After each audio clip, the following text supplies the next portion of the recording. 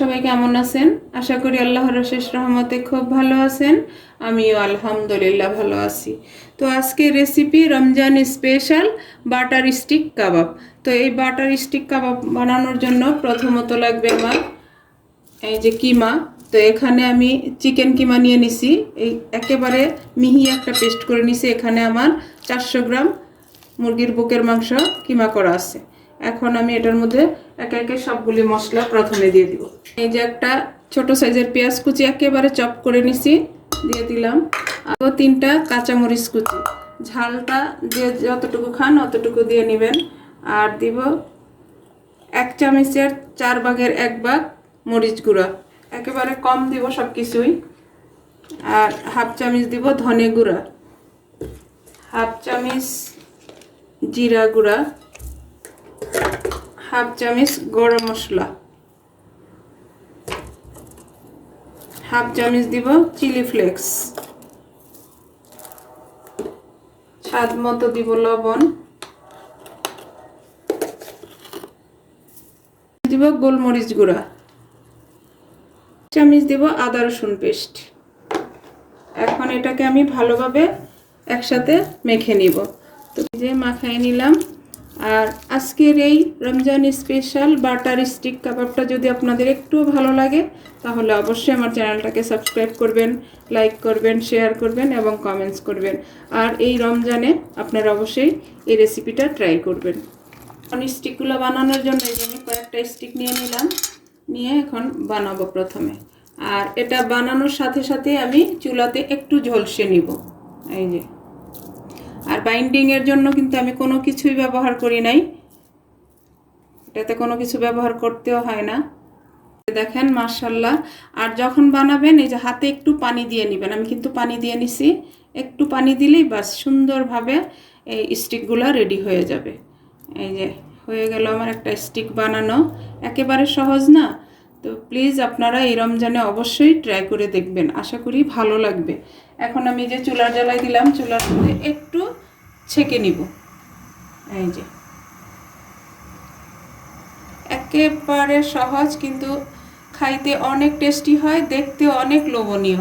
তো রমজানে তো আমরা অনেকে ইফতারের পর রুটি খায় বা পরোটা খায়। যারা রুটি পরোটা খান তাদের জন্য এই রেসিপিটা একেবারে পারফেক্ট। এটা হালকা ছেঁকা হয়ে গেল, একটু স্মোকি ফ্লেভারও চলে আসলো, আর একটু পোড়া পোড়া হয়ে গেল। যেহেতু কাবাব, তো কাবাব তো একটু পোড়া পোড়া হতেই হবে, তাই না? তো এই যে এখন আমি এটাকে নিয়ে নিব এই যে এইভাবে আলতো হাতে। এই যে স্টিক থেকে আমি বের করে নিলাম, দেখেন মাশাআল্লাহ।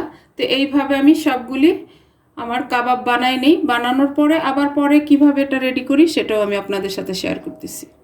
চিকেন স্টিকগুলো আমি একটু চুলাতে 2 থেকে 3 মিনিট ঘোরায় একটু ঝলসে নিছি। এখন আমি এটাকে প্রথমে এই যে একটা ফ্রাই প্যান বসাই দিচ্ছি, এখানে একটু ভাজবো। ভাজার জন্য দিয়ে দিলাম আমি 20 গ্রাম বাটার। এখন বাটারটা মেল্ট হোক। এই যে বাটারটা মেল্ট হয়ে গেছে, এখন আমি স্টিক কাবাবগুলো এখানে দিয়ে দিব। তো আজকের এই আমার বাটার স্টিক কাবাব যদি আপনাদের একটু ভালো লাগে তাহলে অবশ্যই বাসায় ট্রাই করবেন আর আমাকে কমেন্টসে জানাবেন। আর যারা ফেসবুক পেজ থেকে দেখতেছেন তারা প্লিজ পেজটাকে লাইক, শেয়ার, কমেন্টস করে দিবেন। আরও আছে, তো এটাকে একটু আমি চুলার আঁচটা হাই ফ্লেমে করে একটু ভেজে নিব। এই বাটার চিকেন স্টিকটা আরাবিয়ানদের অনেক ফেমাস একটা খাবার, ওরা রমজান এটা রাখবেই। তো আমিও আমার ভাই বোনদের সাথে শেয়ার করলাম। তো এখন এটা আমি সাইডে রেখে রান্নাটা শুরু করব। এই যে এখন এখানে দিয়ে দিলাম আমি 100 গ্রাম বাটার, আর সামান্য একটু তেল দিব। এই যে তেলটা দেওয়ার কারণ হলো বাটারটা যাতে পুড়ে না যায়। এখন মেল্ট হওয়া পর্যন্ত অপেক্ষা করব। এই পর্যায়ে দিয়ে দিব বড় সাইজের 2টা পেঁয়াজ কুচি। আর এই খাবারটা আপনারা রুটি, পরোটা, পোলাওর সাথে কিন্তু ভালো যায়। এই যে এখন পেঁয়াজটাকে আমি একটু ব্রাউন করে ভাজবো প্রথমে। এই যে পেঁয়াজটাকে আমি লাল করে ভাজলাম। এখন এই পর্যায়ে দিয়ে দিব 2টা চেরা কাঁচামরিচ। এই কাঁচামরিচটা একটু পেঁয়াজের সাথে ভাজবো। একেবারে অল্প উপকরণের মধ্যেই এত টেস্টি একটা খাবার হয়, যদি বাসায় না বানান তাহলে বুঝতে পারবেন না। আর রমজানে তো এই রেসিপিটা মানে জাস্ট জমে যাবে এরকম। এখন এই পর্যায়ে দিয়ে দিব আমি 1 চামচ আদা রসুন পেস্ট। আর এখন সামান্য একটু পানি দিব যাতে মশলাটা পুড়ে না যায়। এই পর্যায়ে দিব আমি 1/2 চামচ ধনে গুঁড়া, 1/2 চামচ জিরা গুঁড়া, আর 1/2 চামচ দিব গরম মশলা গুঁড়া। আর কিছু দিব না, এই মশলাটাই যাবে। আর যদি আপনারা ঝাল পছন্দ করেন তাহলে এটাতে মরিচও দিতে পারেন, কিন্তু এই রেসিপিটা ঝাল হয় না। এখন দেব আমি লবণ। আমার কাবাবগুলিতে কিন্তু লবণ দেওয়া আছে, যার কারণে একটু বুঝেই দিব।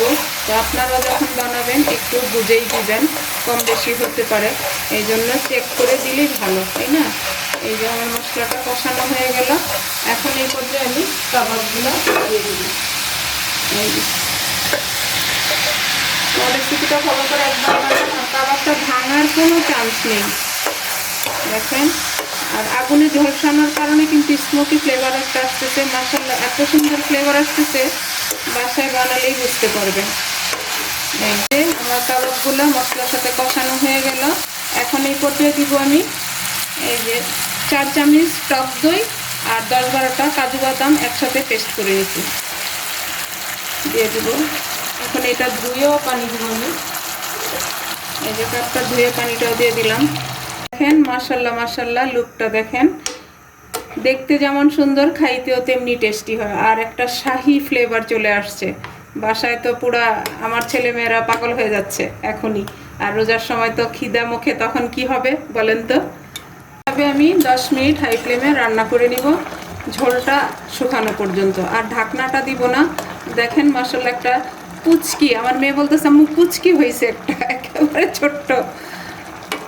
আমি 10 মিনিট রান্না করে নিলাম, মাশাআল্লাহ দেখেন, আর একেবারে সফট হয়ে গেছে আমার কাবাবগুলা। এখন এই পর্যায়ে দিব আমি 1 চামচ চিনি, এই যে দিয়ে দিব। যে হয়ে গেল আমার আজকে বাটার স্টিক কাবাবগুলা রান্না করা, দেখেন মাশাআল্লাহ। আর গ্রেভিটাই যেরকম হয়েছে, এই যে এই গ্রেভি দিয়ে রুটি পরোটা খাইতে এত টেস্টি হয়। আমি নামাই নিব। এই যে দেখেন একটা প্লেট নিয়ে নিছি, মাশাআল্লাহ মাশাআল্লাহ, আরাবিয়ানদের ফেমাস বাটার স্টিক কাবাব। দেখেন মাশাআল্লাহ মাশাআল্লাহ, হয়ে গেল আমার বাটার স্টিক কাবাব। এই রমজানে যদি এটা টেবিলে থাকে ইফতারের সময়, তাহলে আপনার মুড়ি বুট এগুলি রেখে এটা খাওয়ার জন্য সবাই পাগল হয়ে যাবে। এটার সেন্ট এত সুন্দর আসতেছে এবং দেখতেও অনেক লোভনীয়। আর আরাবিয়ানদের তো ফেমাস একটা খাবার। তো যাই হোক, আজকে একেবারে অল্প উপকরণে অল্প সময়ের মধ্যে আমি রান্না করে নিলাম। তো বাটার স্টিক কাবাবটা রান্না করা হয়ে গেল। আমি আপনাদের কাছ থেকে বিদায় নিব, আবার নতুন কোনো রেসিপি নিয়ে আসবো। আল্লাহ হাফেজ।